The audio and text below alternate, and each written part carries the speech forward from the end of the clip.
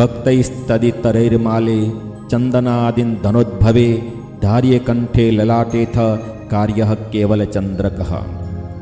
45મો શ્લોક લખતા મહારાજ કહે છે કે સત્શુદ્ર સિવાયના જે જાતીય કરીને ઉતરતા હોય એવા મારા ભક્ત જે અસત્શુદ્ર હોય તેમણે ચંદન એ આદિ કાષ્ટમથી બનાવેલી બેવડી કંઠી કંઠને વિશે ધારણ કરવી, પણ તુલસીની કંઠી નહીં. અને અસત્શુદ્ર હોય તેમને કેવળ ચાંદલો લલાટને વિશે કરવો, પણ ઉર્ધપુંદ્ર તિલક કરવું નહીં.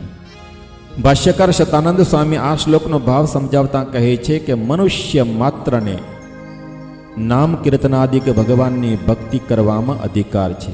કોઈ પણ મનુષ્ય હોય, બ્રાહ્મણ હોય, ક્ષત્રિય હોય, વૈશ્ય હોય, સત્શુદ્ર હોય કે અસત્શુદ્ર હોય, ભગવાનનું નામ કીર્તન કરવું, ભગવાનના નામોનું ઉચ્ચારણ કરવું કે ભગવાનના કીર્તનો ગાવા, ભગવાનની ભક્તિ કરવામાં તો બધાને અધિકાર છે. કોઈ પણ જ્ઞાતિનો મનુષ્ય હોય ભગવાનનું નામ કીર્તન તો કરી શકે છે. કદાચ વેદનું ઉચ્ચારણ ન કરી શકે, વેદના મંત્રો ન બોલી શકે, પણ કોઈ પણ જાતનો મનુષ્ય હોય, નીચમાં નીચ હોય, એ પણ ભગવાનનું નામ કીર્તન તો કરી શકે છે. તે ભાગવતની અંદર પણ પ્રતિપાદન કરેલું છે. કાળયવન જ્યારે શ્રી કૃષ્ણની પાછળ થયો એટલે ભગવાન શ્રી કૃષ્ણ આગળ આગળ દોડ્યા. દોડતા દોડતા ભગવાન શ્રી કૃષ્ણે રૈવતાચળ પર્વતની ગુફાની અંદર પ્રવેશ કર્યો કે જે ગુફાની અંદર મુચકુંદ રાજા સૂતેલા હતા.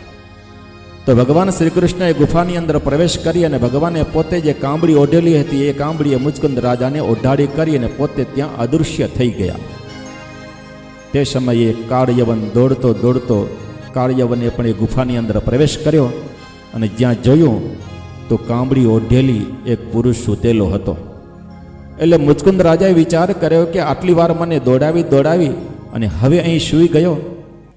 આમ વિચાર કરી અને મુચકુંદ રાજાએ એક લાત મારી એટલે કાળયવને મુચકુંદ રાજાને લાત મારી. જ્યાં લાત મારી એટલે મુચકુંદ રાજા જાગ્યા.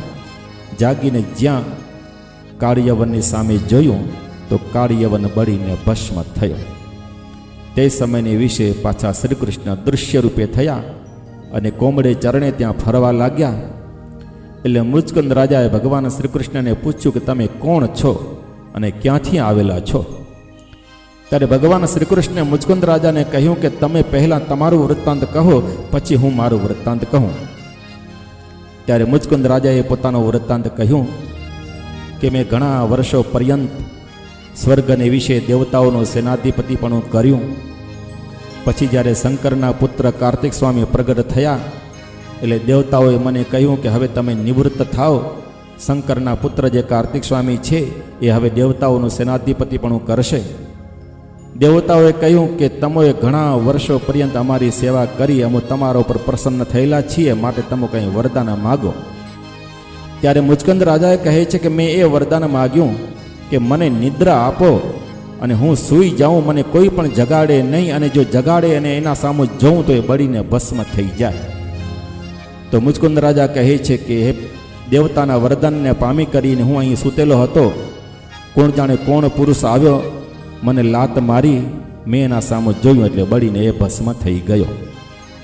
આ પ્રમાણે મુચકુંદ રાજાએ પોતાનું વૃત્તાંત કહ્યું. પછી શ્રી કૃષ્ણ ભગવાન પોતાનો વૃત્તાંત કહે છે કે હું મારા ધામની અંદર જ્યારે રહેલો હતો ત્યારે પૃથ્વી ઉપર ખૂબ અધર્મ વૃદ્ધિ પામ્યો.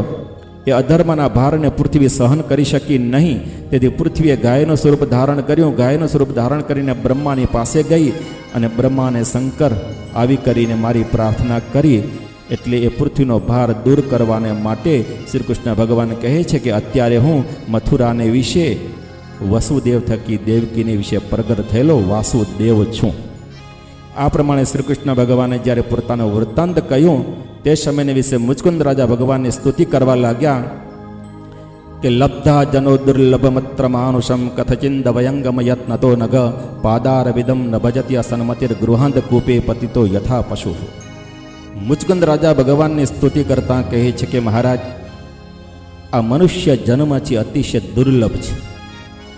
દુર્લભ મનુષ્ય જન્મને પામી કરીને જો કોઈ મનુષ્ય તમારું નામ કીર્તન કરતો નથી, તમારું ભજન કરતો નથી, એ પુરુષ ખરેખર સંસારરૂપી અંધારા કૂવાને વિશે જ પડેલો છે. એ કંઈ દેખતો જ નથી અને કંઈ ભાન જ નથી.